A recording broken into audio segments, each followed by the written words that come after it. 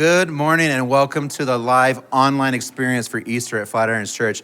My name is Zach. I'm the campus pastor here in Lafayette, our broadcast campus, coming to you from this feather duster. I'm so glad that you guys have joined us today. We have a bunch of amazing stuff in store for you, but really we're here for one reason. It's because Jesus is alive and he's in this place. Welcome to Flatirons. Hey guys, thanks for joining us online today. My name is Rob. I'm the production director here at Flatirons Community Church. Hey, why don't you guys take a look around? This is the team that is serving you today. This is what we call Space World. We have over 30 volunteers leading this ministry, not only for this room, but for the online experience. So here's the thing. I'm not really good on this, on-screen, on-camera talent thing that they've asked me to do. But what I am good at is creating excellent environments, not only for the room here at Lafayette, but for the online broadcast. And talking about online, here's Corey. Go. Oh, thank you, Corey. Happy Easter. If you're watching online, you get to join us for a very special day. It's our 1-year anniversary for our online campus. So I want to know in the comments, how many of you have been here for a full 365 days, gone with us through every single thing, learning, figuring out how to do that thing we call online, and even hiring my friend here, Michael. Thanks, Corey. Hey everyone, my name is Michael. I'm one of the audio engineers here, and I'm going to show you into our green room. So the green room is where everyone hangs out between services, anyone involved in our worship experience on the weekend. So check it out. Hey everyone. Luke, so when you floss, do you go in front or behind? Is that when you floss? Is that how do you do that? Oh, weird, awkward. There we go. So that's what they're doing, getting ready for our 11 o'clock service. One of the things we strive for on the audio team is to get you great quality audio, whether you're joining us on a laptop, a TV, or a phone. We want it to sound as good as if you were joining us here in person. Thanks for joining us. Here you go, Adam. Hey guys, my name is Adam, and this is my buddy Steve. He's going to kick us off here. This guy's awesome, so thank you, Steve. You're most welcome. Thank you. All right, so my name's Adam again. I'm the creative director, and we're getting ready to do our countdown video, and I just want to let you know what the countdown video is. It's a video that's going to tell us what's going on with the series. So we filmed something that kind of shows and highlights what we're about to get into. It's also a countdown to grab your coffee, maybe get out of the bathroom, or maybe you're at home and you're going to watch it in your underwear. That's allowed here. But anyway, we hope you have a great Easter, and here's Jim. Hey everybody, so we are one church, 5 campuses, but with you, we're tens of thousands of people spread across the whole world, here to celebrate together the greatest day in history when Jesus arose. It's Easter, the place is packed out, and it's time for the countdown. Here we go.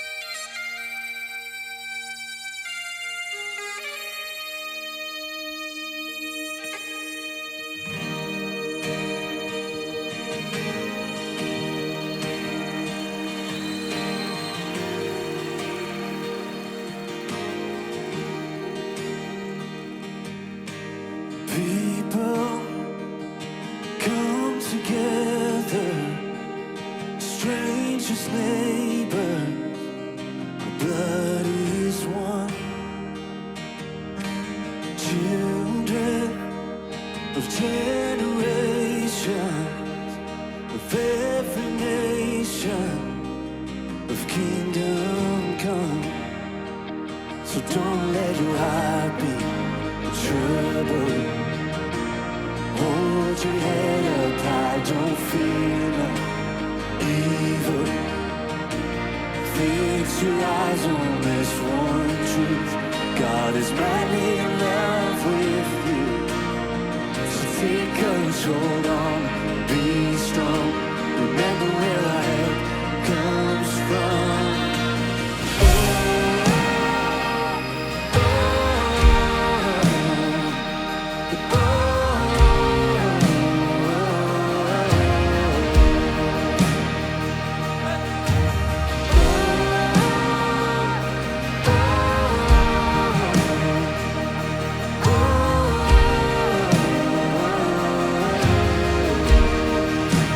Sing Jesus. Jesus, our redemption, our salvation is in His blood. Jesus, light of heaven, a friend forever, His kingdom come. So don't let your heart be troubled. Hold your head up high, don't fear no evil. Fix your eyes on this one truth: God is madly in love with you. So take control now, be strong. Remember where our help comes from.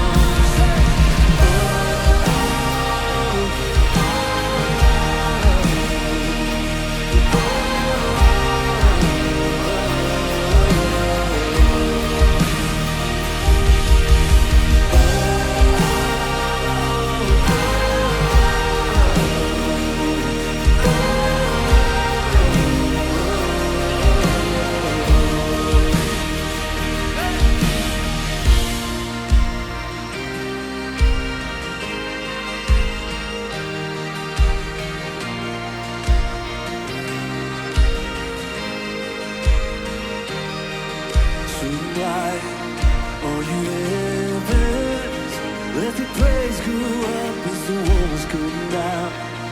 All creation, everything with breath, repeat the sound. All His children, clean hands, pure hearts, good grace, good God. His name is Jesus. Come on, oh swing wide. All you heavens, let the praise go up as the walls come down.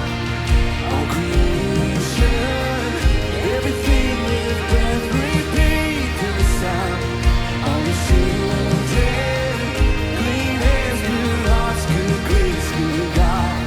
His name is Jesus. Swing wide, swing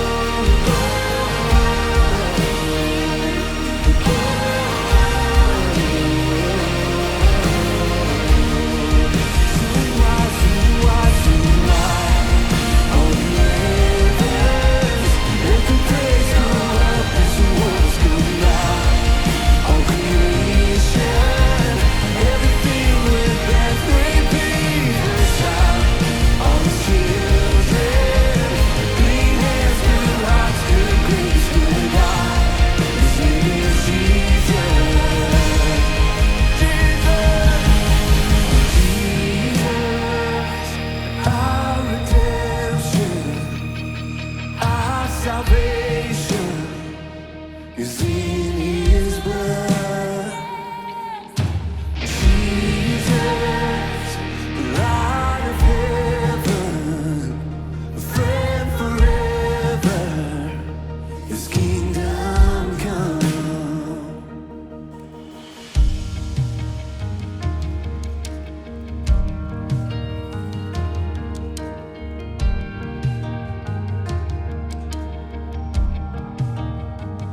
How great the chasm that lay between us. How high the mountain I could not climb. In desperation, I turned to heaven and spoke your name into the night.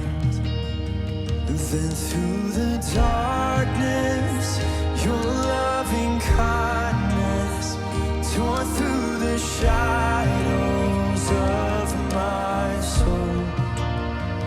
The work is finished, the end is written. Jesus Christ, my living hope. Who could imagine so great a mercy? What heart could fathom such boundless grace? The God of ages stepped down from glory to wear my sin and bear my shame. The cross has spoken, I am forgiven. The King of Kings calls me His own. Beautiful Savior, I'm yours forever. Jesus Christ, my living hope. Sing hallelujah. Hallelujah, praise the one who set me free. Hallelujah, death has lost its grip on me. You have broken every chain. There's salvation in your name, Jesus Christ, my living hope. Then came the morning that sealed the promise. Your buried body began to breathe. Out of the silence, the roaring lion declared the grave has no claim on me. Hallelujah! Then came the morning that sealed the promise. Your buried body began to breathe. Out of the silence, the roaring lion declared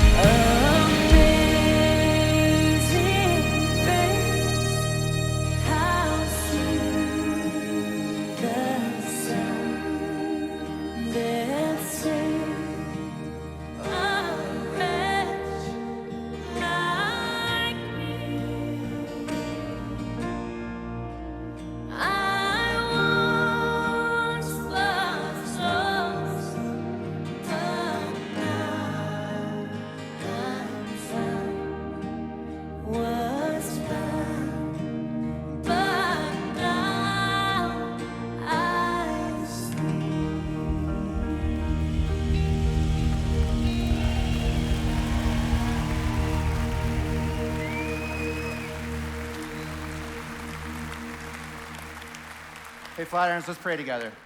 God, we're so thankful today to walk into this place. God, to be millions of miles away, watching at home on a computer screen, to know that amazing grace, that kind of grace that came through Jesus' death and resurrection on a historical day, a day that actually happened. God, that's the kind of grace that sustains us and pushes us forward to better things. So God, we thank you for Jesus, for the kind of God that we follow in him, who didn't die, but came back to life and defeated death and sin forever. We praise you and we celebrate that today in Jesus' name, amen. Hey, say hi next to somebody next to you. Say, welcome Flatirons, happy Easter. Grab a seat, get some coffee at home.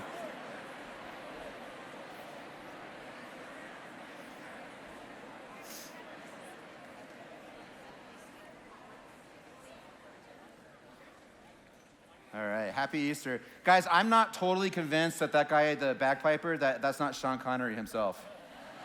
I'm gonna go check right after this. But man, he's awesome, huh? Yeah? Yeah, I can't do that.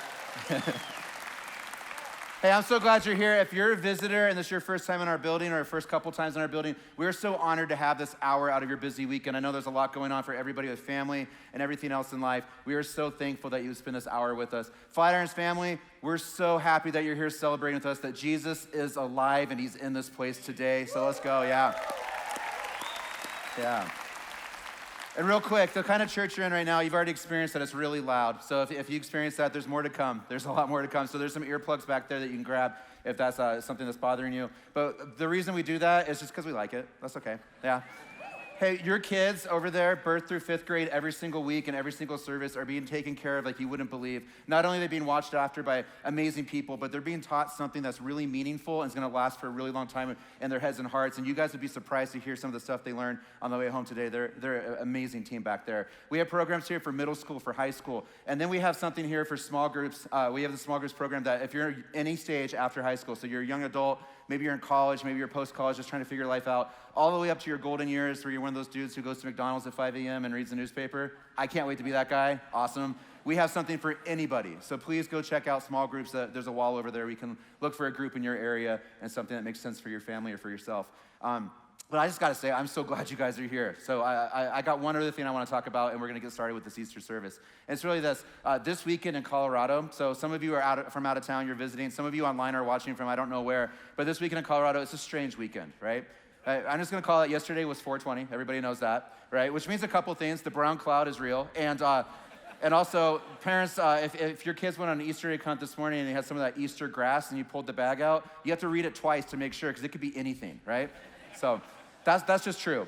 Then the second thing is, this is Easter weekend. This is the weekend that we get to come in here and celebrate the fact that Jesus defeated death and sin once and for all with one act, and we get to celebrate that together as a church family, which is the best thing in the entire world. But then also this weekend, yesterday was a pretty big day in Colorado as well. I graduated from Columbine High School, 1996, which makes me old, I get that. But yesterday was the 20-year anniversary of what happened at Columbine in 1999. And I met a bunch of people, some people I went to high school with, some people one of my friends that's here today was a first responder there that day. Absolutely one of the darkest days that any of us can remember. And we wake up this morning to the news in Sri Lanka that dark stuff is happening there as well. Churches, people being killed. And we just know this. We live in a dark, broken, fallen world. And for me, I was 20 years old when Columbine happened, and I was watching people who I walked the same halls with experience that thing that day. And I was trying to make sense of it in my 20-year-old head. And fast forwarding 20 years later, I still can't totally do that. But I do know one thing. I was a brand new follower of Jesus back then when I was 20, and I've had 20 years to figure out a little bit more. I'm a little bit smarter, just a little bit. But I know this. Jesus, because of who he is, and because of what he did on the day that we call Easter, gives us hope. It means this. It means that no darkness, no sin, no thing in our lives right now, whether it's something as atrocious as Sri Lanka or Columbine, or something as little as something that's going on in your life right now that you think is trivial, no matter what it is, the darkness, sin, the dark and ugly things of the world don't win. Easter tells us this: Jesus wins. Life wins. Jesus is alive, and Easter is all about that. Yeah. So I'm honored that you guys are here. We're just gonna celebrate. This is a party today. The best people in the world to do that is our band, because they're amazing. So we're gonna celebrate. This is Easter, this is Flatirons, let's go.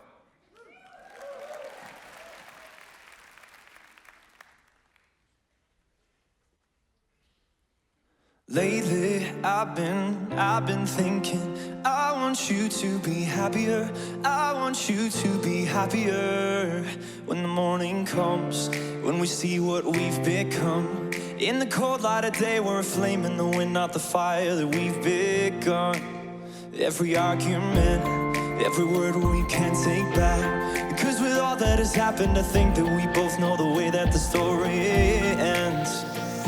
Then only for a minute I want to change my mind, 'cause this just don't feel right to me. I want to raise your spirits, I want to see you smile, but no, that means I'll have to leave.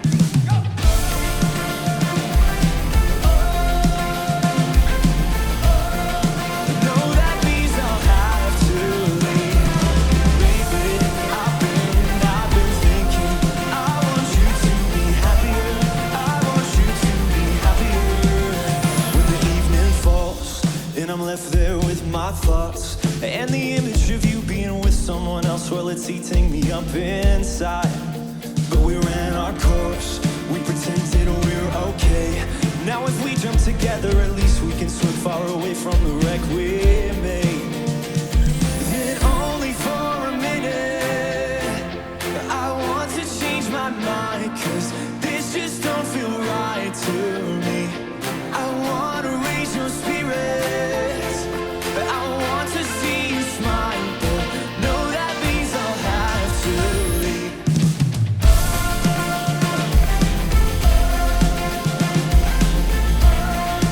No, that means I'll have to leave. Lately, I've been thinking, I want you to be happier. I want you to be happier. So I'll go, now go. I will go. So I'll go, now go. I will go. Lately, I've been thinking, I want you to be happier. I want you to be happier. Even though I might not like this, I think that you'll be happier. I want you to be happier.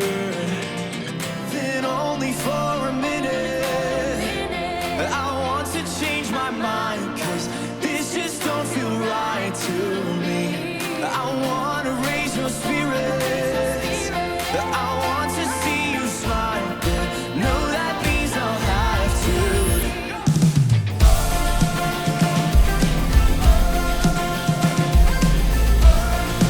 No, that means I'll have to leave. Lately, I've been thinking, I want you to be happier. I want you to be happier. So I'll go, now go. I will go.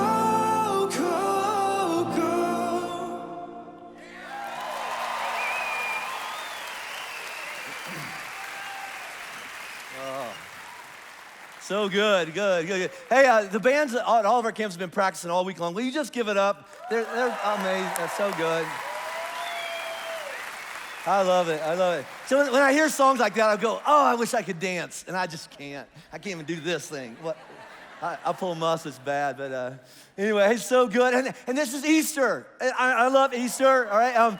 And not only that, it's the perfect Easter. It started with a dude in a kilt playing bagpipes. Boom, it doesn't get any better than that. That was my idea, and here's why. So I found I did one of those DNA tests. I'm 17% Scottish, and in 2 weeks I'm going to Scotland, all right? So I said, we're putting that in there. And then I owned 4 kilts, and I asked my wife, can I just wear my kilt one time? She went, no. For your benefit down here.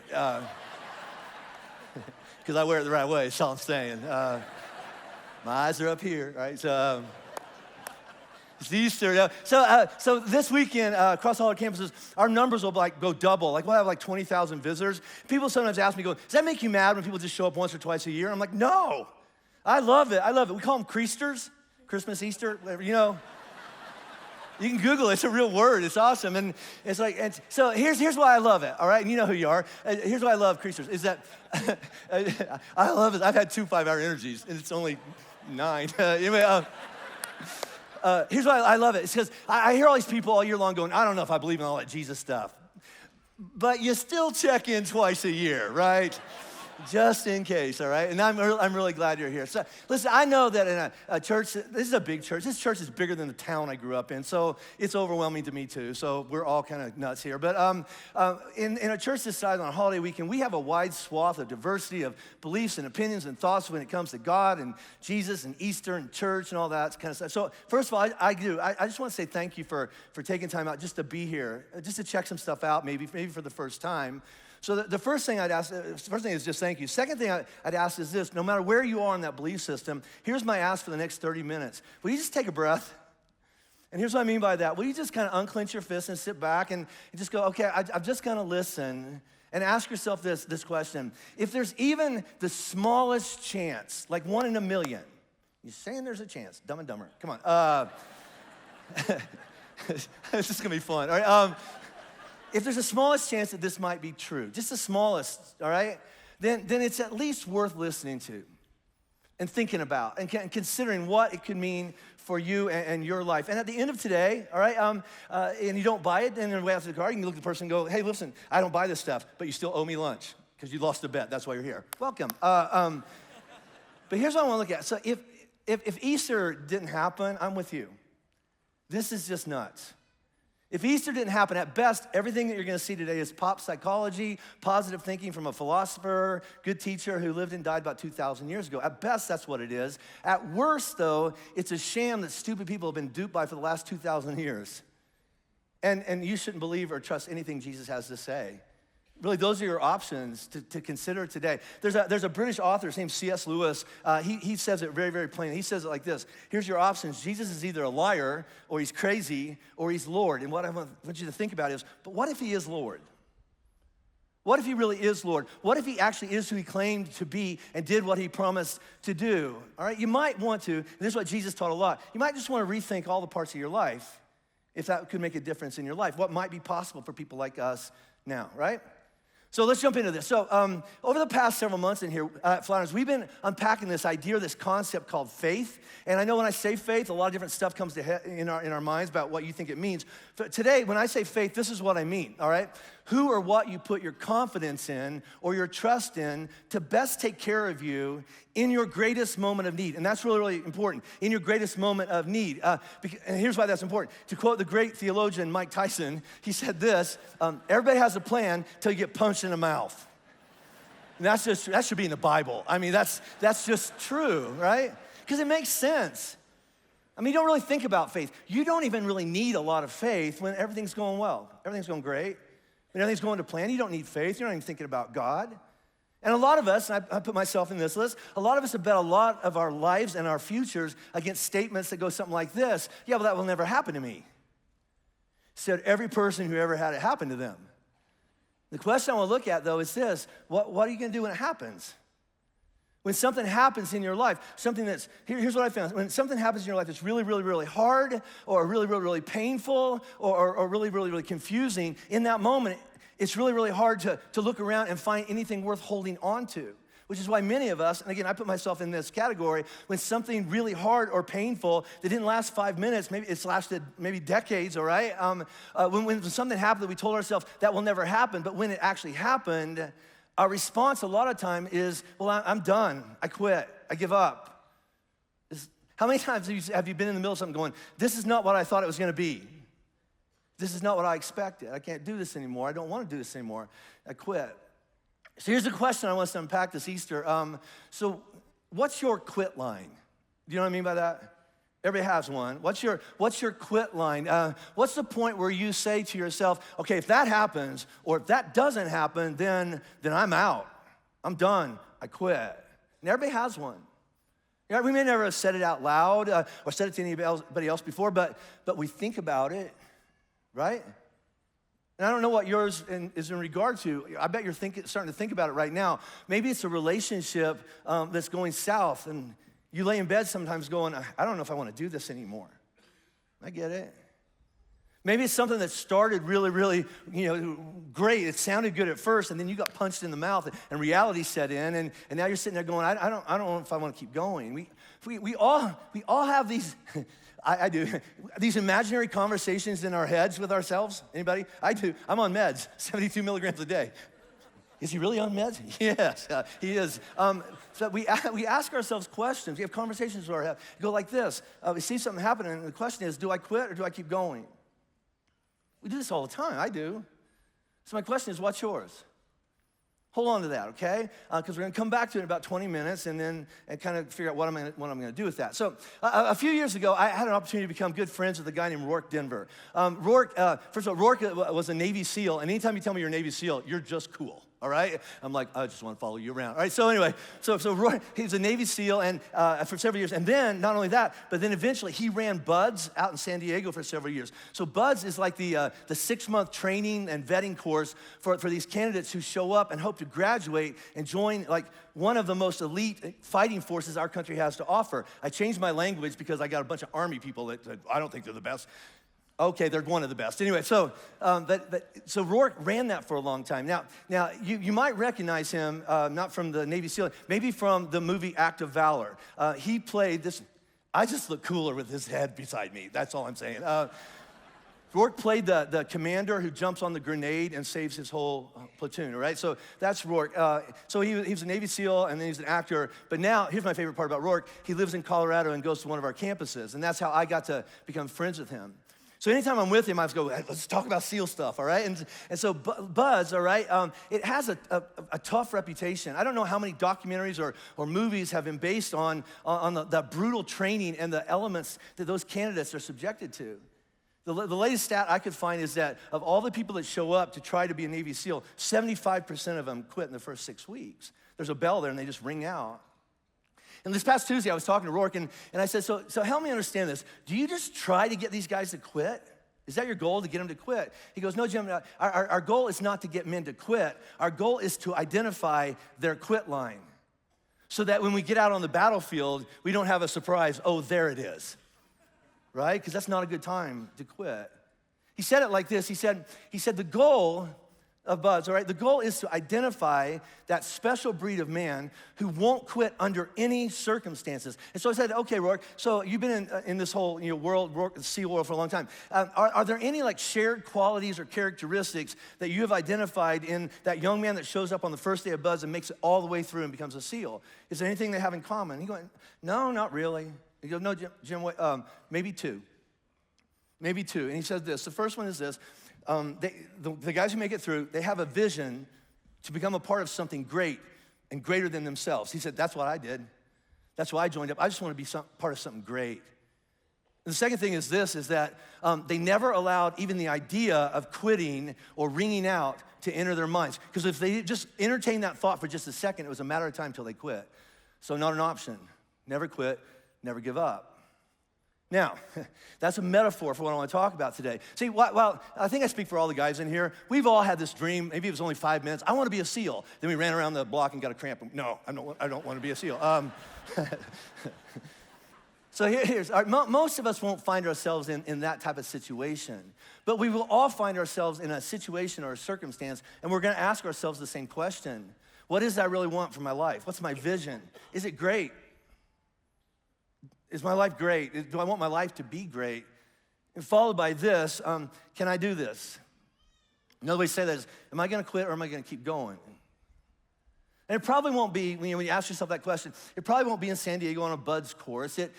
Here's where a lot of us are going to ask the same question, like a hospital waiting room, waiting for the doctor to tell us what's going on, right? Or it might be, I'm in a really tough relationship. I'm in a tough family. I'm in a tough marriage. I have tough parents. I have tough kids. I don't know. It might be the weight of crushing debt, right? How about this one? It might be on the giving or the receiving end of a famous conversation that starts with these great words. Hey, I need to tell you something, and it's bad, and after I tell you this, our life will never be the same. Am I getting close? See, everybody knows what I'm talking about. So you're thinking about something right now, so fill in the blank with yours and keep that close and we'll come back to that. All right, so it's Easter, so we should talk about Jesus because he's kind of a big deal, right? So here's what I want to do. I I want to look at a verse, two verses in the Bible today, and when you look at them, you don't think of Easter, but they tie in exactly with what I want to talk about today. And here's what I mean. So we're in the book of Hebrews. And Hebrews is almost at the end of the Bible, and there's free Bibles in the back if you want to take one home with you and read more about this later. But every time I've read this verse or studied this verse or heard someone like me stand up here and teach on this verse, my first response, I don't say it out loud because it would just ruin my reputation, but whenever I read the Bible, my first response is this: really? Seriously? And you ever read the Bible and go, come on? Well, this verse is like at the top of my list. So the Bible's talking about Jesus here. He says this: so we do not have a high priest. So the high priest is Jesus. A high priest is someone that connects people back to God. All right. So I'm just going to substitute Jesus' name in there. So we don't have a Jesus who's unable to sympathize, to understand, to relate to our weaknesses. We don't have a Jesus that doesn't understand. What kind of Jesus do we have?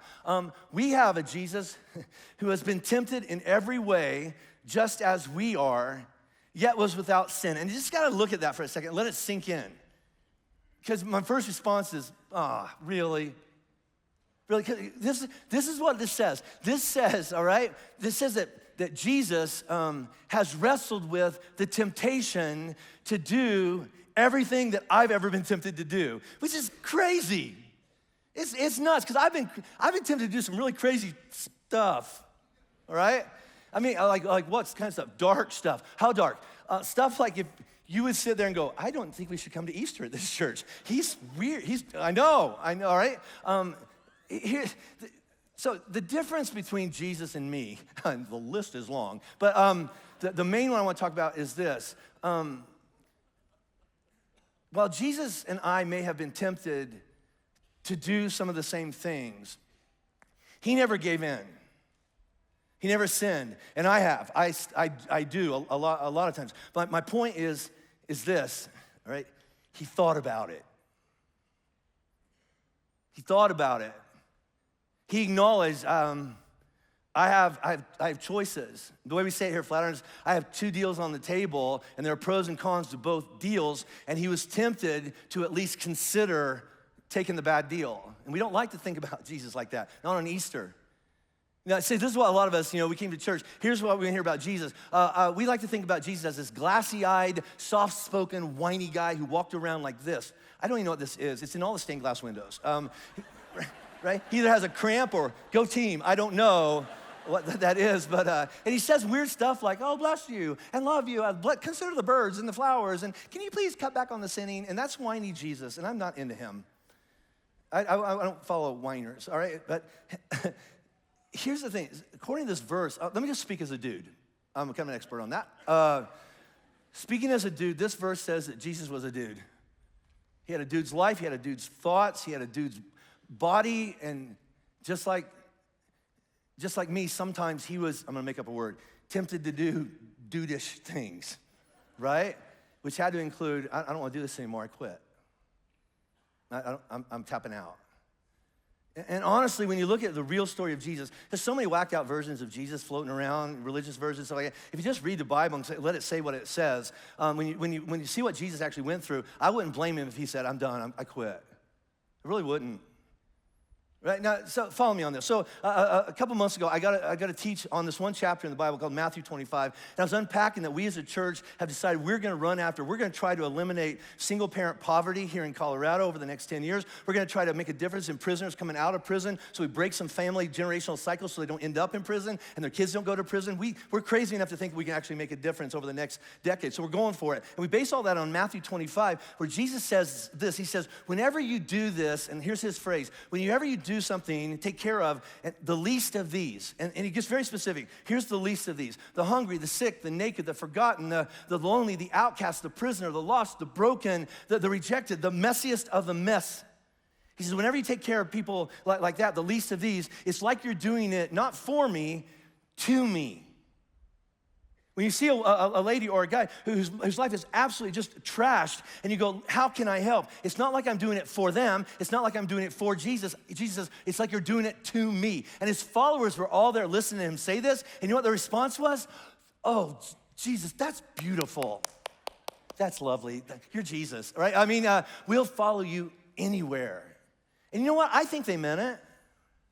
Whenever I say really nice things to Jesus, I mean them, don't you? I'll go with you, I follow you, I trust you, all right? And in the moment, I think they did. But then comes chapter 26, which I want to look at today.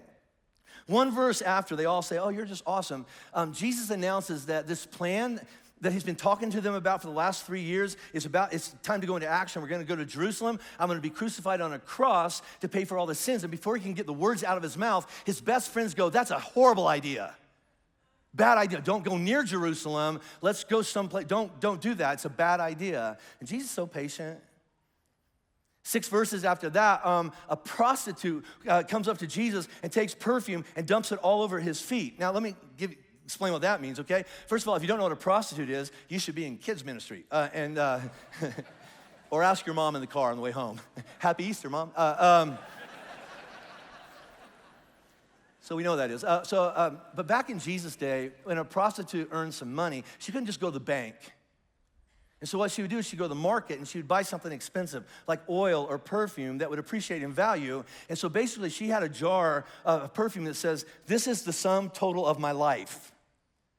Everything my life is worth is right here. And she pulls the cork off of it and dumps it on Jesus' feet as an act of worship. And you know what his followers did? First of all, Jesus is a prostitute. And second of all, we could have sold that and made money. They want to exploit her like the rest of the world. And Jesus is getting so patient. He just keeps walking. 14 verses later, Judas sneaks off to make a deal to betray Jesus. This is where you can find him tomorrow night. You can come in and you can arrest him. That's 30 pieces of silver. Right? Just a couple verses after that, Jesus is explaining, he's got his followers in a room, and he's explaining the Jewish Passover meal, how it has new symbols, and that's where we're going to end today. And he says, listen, this is what I'm about to do, but I want to be honest with you. One of you is going to betray me, and before the dinner's even over, Peter stands up and goes, it won't be me. Jesus, listen, everybody else might betray you. Everybody else might quit on you. I would rather die than quit on you. And Jesus looks at him and goes, Peter, you'll quit on me 3 times before breakfast, before the rooster crows. Now, again, anywhere in there, if I was Jesus, and we're all glad I'm not, but if I was Jesus, there are several points where I would have said, okay, I'm done. I'm done, right?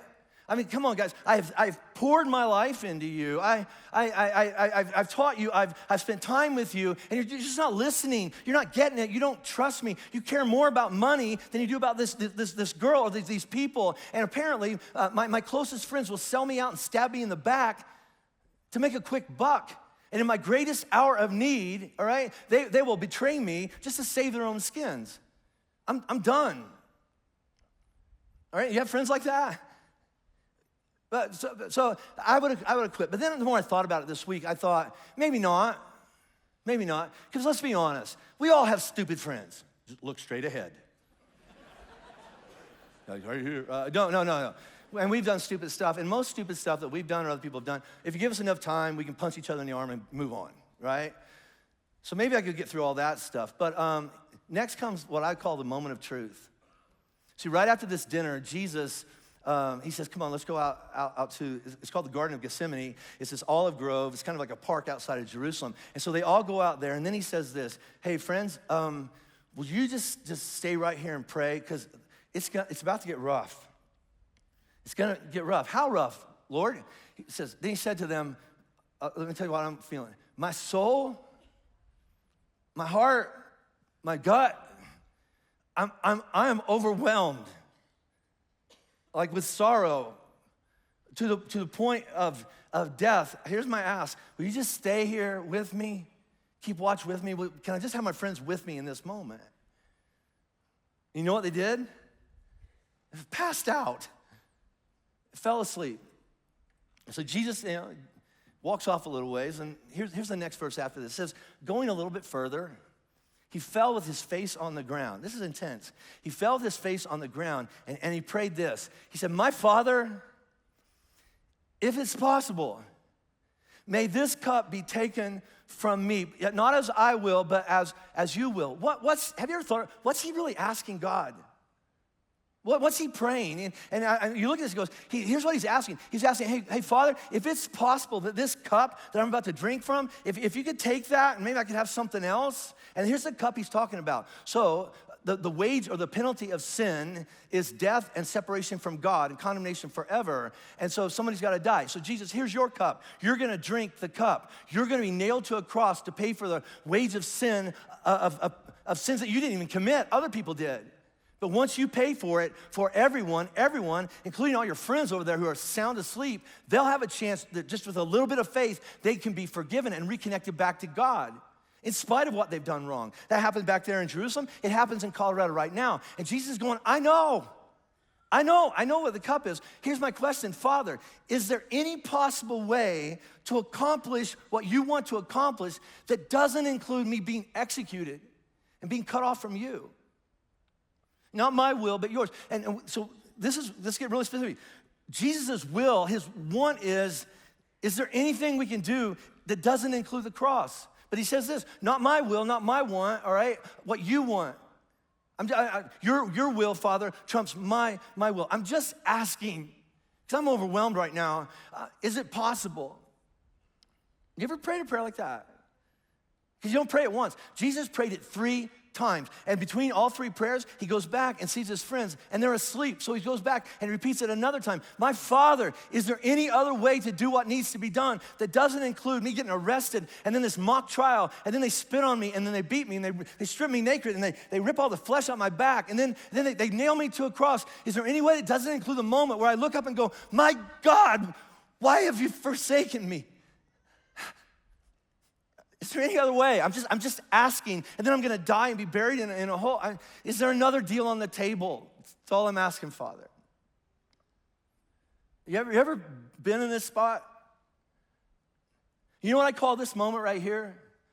You're gonna go, I call it the loneliest moment of your life. You're all alone. And that's always followed by what I've called the moment of truth. Am I gonna do this or not? Am I gonna quit or keep going? Now, let's be honest, when you showed up for Easter, right, this isn't what you thought. So some of us are not comfortable thinking of Jesus this way, but if I'm supposed to believe the Bible is true, and I'm supposed to trust the whole Bible, then I have to trust the whole Bible. And it says that Jesus has been tempted in every way that I have been tempted, which is why he's able to look at me and go, Jim, I get it, I understand, I felt the same way. And in this moment right here, I would have been tempted to say, I don't know if I want to do this anymore, right? Is it worth it? Seems like a big risk. Is it worth it? You ever been here? So let's go back to the beginning of this talk. Here's what I said. In order to face something really hard, you have to have a vision to do and be part of something great and greater than yourself. And this certainly qualifies. And Jesus knows what can be accomplished here. He knows this, if I do this, then it will show the whole world how good God is and how much he loves us, that he's willing to send me to pay the penalty for people that he loves so he can have them back in his life. So that's a good vision. That's a great goal. That's worth it. We all have stuff where we go, yeah, of course I want a good marriage. Of course I want a good family. Of course I want a good fill in the blank. Of course I want that. But in really hard stuff, you have to have more than, it's gotta be worth it. See, in really hard stuff, you also have to have a level of confidence, a level of faith in your greatest, hardest moment that there is a promise that will be delivered on the other side, even though on this side, I don't know how it's possible. I don't know how it can happen. Well, you know what? Because it hasn't happened yet. And this is faith. So here's a biblical, in one verse, definition of faith. It says this, now faith is confidence in what are the next 2 words? What we hope for. So we have confidence in what we hope for, and assurance about what we do not see. So faith means confidence, but you don't know, right? But you have confidence that what you hope will actually happen. But reality is, it hasn't happened yet, and you have a level of assurance that what you believe you're going to see, you'll eventually see. But in this dark moment right here, you can't see anything. You just have a high level of assurance that it will happen and eventually you will see it, even though you can't right now. Now, I'm gonna say something that a lot of you are gonna go, I don't know if I feel comfortable with this. This is my aha moment. I've done a bunch of Easters. This is my aha moment for this Easter. And it's kind of messed me up, and then I thought, yeah, Yeah, it makes sense. Look at this. Jesus believed, he had confidence, he had faith. Jesus believed that his Father would resurrect him, but he didn't know. He didn't know because it had never happened in the past, and it hadn't happened yet. All he had was this level of faith, this level of confidence and assurance in a promise that his Father would deliver on the promise. And the only reason that Jesus could face what he faced, betrayal and pain and crucifixion and death and separation from God, is that he believed, he had confidence, he had assurance, he had faith. He goes like this. First of all, the result of the price that I'm about to pay is worth it. But again, sometimes that's not enough.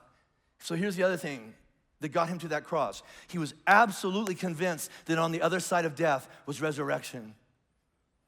Otherwise, don't do this, right? So here's his prayer. Father, if there's any other way to do this, can we do it another way? But Father, if you promise on the other side of my crucifixion is resurrection, then let's go. I'm in. If that's true, if you promise to take care of me, then into your hands I commit my spirit. You can have my life. I give up my will, and I trust that your will take care of me and not leave me dead in my circumstances. I'm in, let's go. And some soldiers marched in, and they arrested him, and they beat him, and they ripped the flesh off his back, and then they nailed him to a cross. They executed him for sins he did not commit. And then 3 days later, God kept his promise and raised him from the dead. And then, you know what? When Jesus walked out of that tomb, you know what he didn't need? Faith. Because then he knew. On the other side, you know. Right? So here's my question. What's yours? What's your moment? See, everybody will have this moment, right? You'll sit here and go, am I going to do this? Do I quit or do I keep going? Everybody will have a Garden of Gethsemane moment. You might be in it right now. You drug yourself in here, right? Or it's on its way and you can't even see it coming, but you're going to have a can I do this moment. So what's yours? See, and I don't know most of you, and you don't know me. I don't know what's going on in your life or what you're facing, but if it's anything like what I'm facing, I bet it's really hard. It's really, really painful, really, really scary, and it might feel like, do you ever just lay down in bed and go, I feel like I'm getting crucified? And nobody seems to even care. I'm alone. Nobody can help me. And here's the language I get from Jesus. And I feel overwhelmed with sorrow to the point of death, and I don't know if I can do this anymore, or if I even want to. And in that moment, you have two deals on the table. This is what you're facing even maybe right now. Am I gonna quit or am I gonna keep going? And I think I can speak for a lot of us, deep down inside, I wanna keep going. I wanna keep going. So two questions you have to ask are, is it worth it? And there's a risk either way if you quit or keep going. I mean, what if I quit? Then what happens? What if I keep going and it still doesn't work out? Is it worth it? But even if you go, yeah, it's worth it, then you have to go on to this other big question. Father, do you promise to resurrect me on the other side? Do you promise to walk through the valley of the shadow of death with me? Do you promise to hold me together? And when I fall apart, will you pick me back up? Father, do you promise to give me what I need? That you know that I need. And by the way, God, how do I even know you'll keep your promise? What kind of God are you? How do I know? Easter. See, this is how big a deal this is. We lean everything against God keeping a promise to not abandon us in the grave and to resurrect the dead parts of our life. It's really important. So let me wrap this up. So over the last several months in here, we've been studying the very first recorded talk of Jesus. It's called the Sermon on the Mount. It lasts for about 3 chapters. The opening line of the Sermon on the Mount, so it's the first public talk he ever gave. This is what Jesus says. I'm going to paraphrase it. He says, hey, you might want to rethink all the parts of your life because I'm about to do something that will make it possible for ordinary people, throwaway people, to come as they are and live a with God kind of life in his kingdom now. Not after you die and go somewhere else. I'm going to do something that makes it possible for you to have God in your life right now. It's called the kingdom of God. You might want to rethink everything. That was his opening line. Now let's skip ahead 3 years. It's Thursday night, and Jesus has his 12 followers at a table, and they're gonna celebrate the Jewish Passover. And as he does this, he takes the elements that remind them of when they came out of slavery in Egypt. He takes the bread and he breaks it and goes, I know this used to represent manna given to us in the wilderness, but from now on, this represents my body. Take it and eat it. And you have to think the first time you hear that, they go, what? What? And then he said, well, it'll make sense tomorrow. And then he takes some wine and he pours it out and says, so anytime a new covenant, a new agreement is made, blood is shed. So this wine is my blood poured out for you. Take it and drink it. And again, what? If you've never heard this before. And he says, listen, I want you to do this in remembrance because your life is going to get so hard sometimes. You're going to think that I've forgotten about you and that you're not forgiven and that you're not loved. But I'm telling you, whenever you just need a reminder, take this bread and take this wine and eat and drink and remember this moment right here. It'll all make sense tomorrow. It'll really make sense on Sunday. Now, here's the thing that I've missed. This is my other aha moment for Easter. So Jesus passes this out and says, we're going to eat this together. And then he says, ready? The next time we eat this, we'll eat it in the kingdom. Because something's gonna happen this weekend that's gonna change everything. And while you've been separated from God, I'm gonna take care of that on Friday, and Sunday I'm gonna come back to life, and I'm gonna tell you I'm good for my word, and then we'll eat it together. And do you remember, so he rose from the dead on Sunday morning. Do you know what happened on Sunday afternoon? They're all hiding in a room because they're scared to death, eating dinner, and guess who shows up? Jesus, and he sits down and they eat the meal again. See, we're gonna pass out communion here. Listen, let me tell you something. Communion is not, you don't take communion in order to be saved. Communion is a gift from Jesus that says, hey, anytime you're questioning whether I love you or not, whether you count or not, whether you matter or not, whether you're saved or not, let me just eat and drink this and remember, I'm already in the kingdom. And there's nothing in this world that can take me out. There's nothing I can do wrong that can take me out because Jesus, his grace is bigger than anything I've done wrong. So we're gonna pass out communion right now. We're gonna pass out a little piece of bread and a little cup of juice. Now listen, I know we come from different faith backgrounds and some of you going, well, this isn't my church. So what are the rules here? The rules are this. It's between you and God. Do you have some level of confidence? And that's, again, I'm not in charge of that. It's you and God gotta have a conversation. Do you have some level of confidence and assurance that even you going, this is all new stuff to me. Here's all I know is that if Jesus is that good and does that kind of stuff and he can make, dead stuff come back to life, I know this, I need someone like that in my life. Then ask him into your life right now.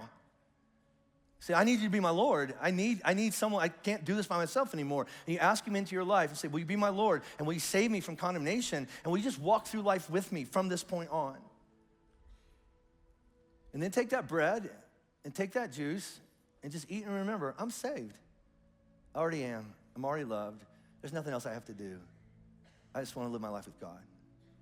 Now, we're going to pass this out. If you don't feel comfortable doing that, just let it go on by. It's all right. But so the band's going to lead us in 2 songs, okay?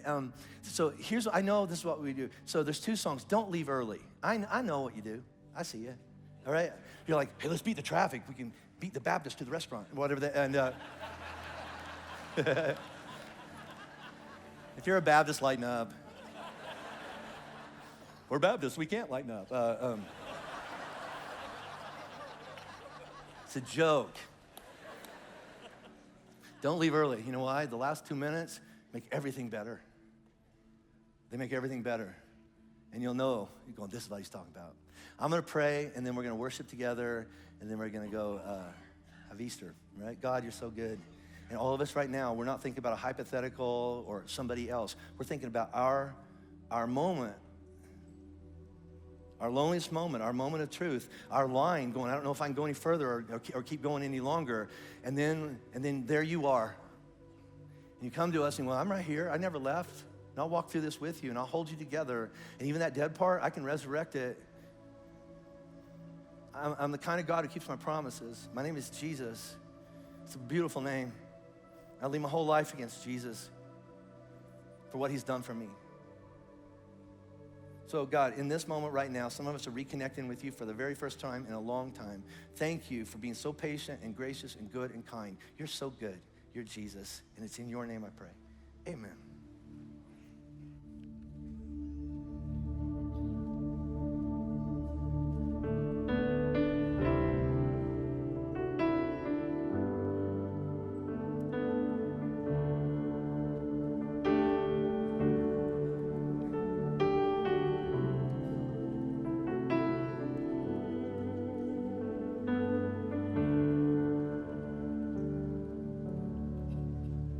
Christ alone, my hope is found. He is my light, my strength, my song. This cornerstone, this solid ground, firm through the fiercest drought and storm. What heights of love, what depths of peace, when fears are still, when striving cease. My comforter, my all in all, here in the love of Christ I stand.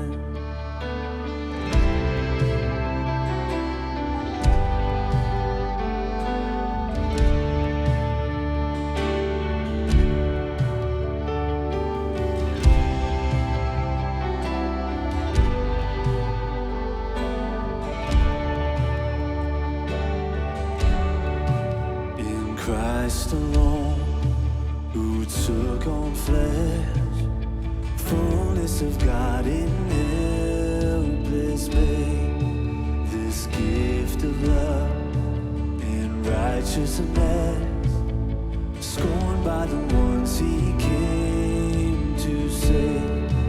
Till on that cross, as Jesus died, the wrath of God was satisfied.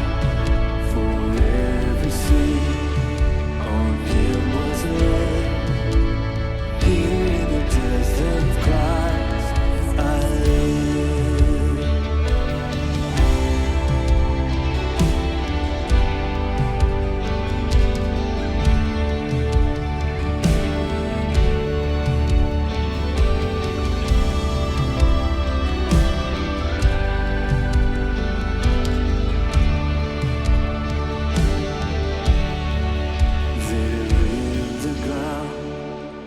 Body lay, light of the world by darkness slain. Then bursting forth in glorious day, up from the grave he rose again. And as he stands in victory, since curse has lost its grip on me.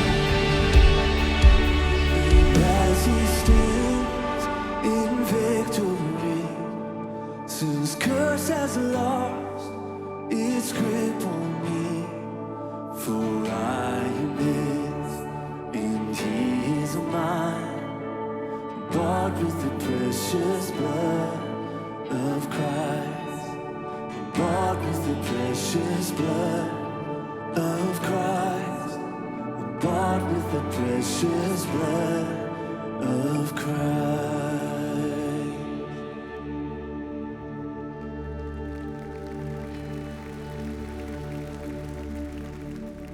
You were the Word at the beginning, one with God the Lord Most High.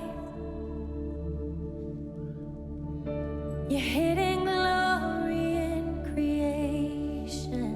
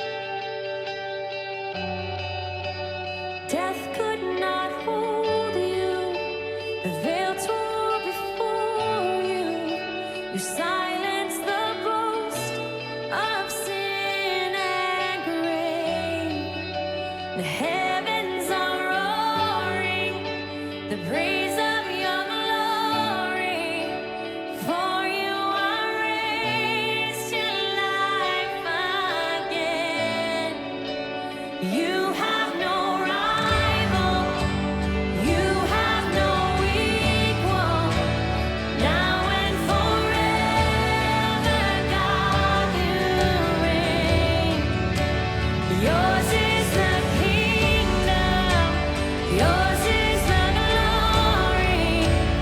Yours is the name above all names. What a powerful name it is. What a powerful name it is.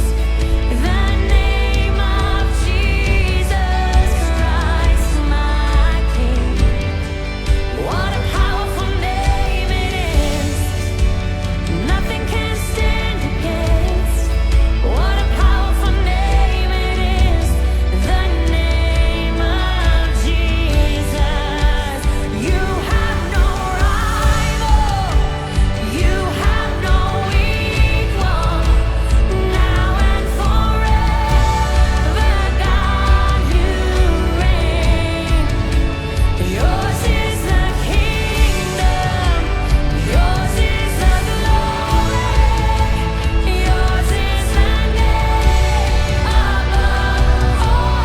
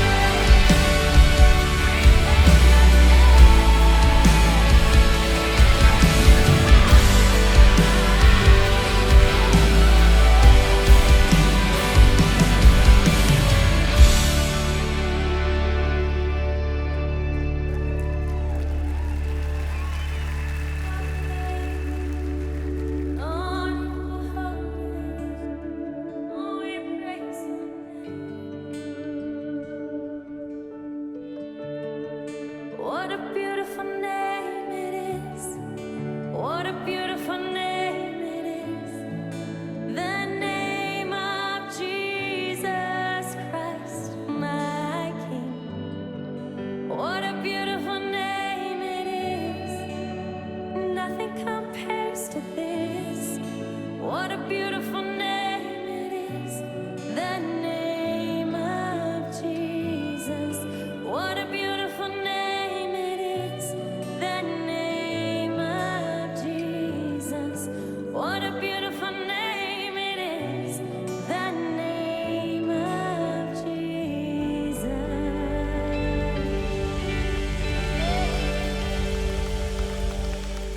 Happy Easter, Flatirons. We love you guys. Have a great week. Have a great day. We'll see you next time.